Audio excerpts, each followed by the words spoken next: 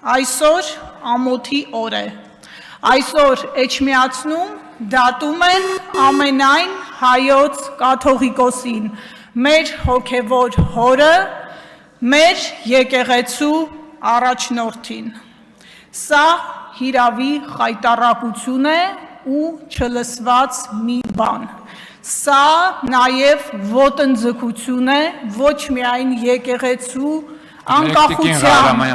գործընկերներ, խնդրում եմ պահպանեք լռություն։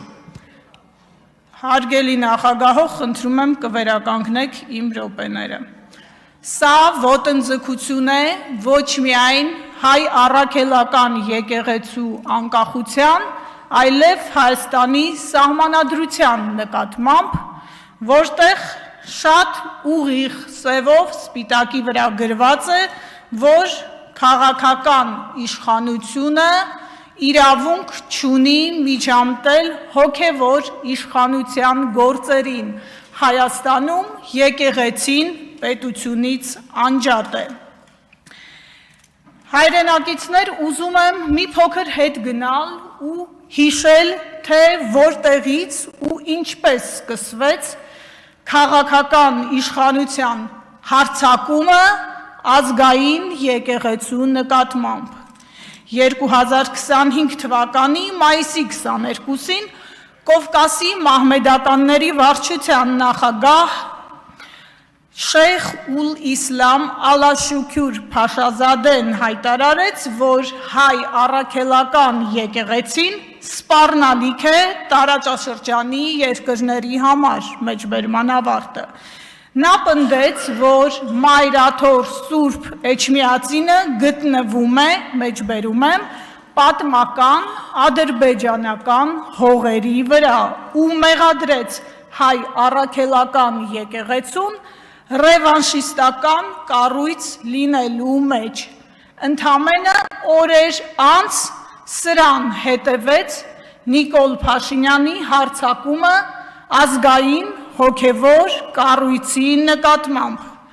Ժամանակագրական այս հաջորդականությունը փաստ է, իսկ հետևությունները թողնում եմ ձեզ։ Երեկ մի խայտառակ իրականություն էլ տեսանք Բաքվում վերաքննիչ դատարանը, այսպես կոչված այդ խայտառակ դատավարության շրջանակում անփոփոխ թողեց վճիռը և մեր հայրենակիցները շարունակում են գտնվել Բաքվի բանտերում, այսպես կոչված դատապարտված են ամենածանր հանցանքների համար, ընդհուպ մինչև ցմահ ազատազրկում։ Գուցե հարցնեք, թե այս երկու իրադարձությունները ինչ կապ կարող են ունենալ։ Այս երկու իրադարձությունները վկայում են մի բանի մասին. ՔՊԱ-կան իշխանությունը ձախողել է։ Նա ձախողել է երկրի ներսում հասարակական համերաշխություն ստեղծելու հարցում, նա ձախողել է արտաքին հարթակում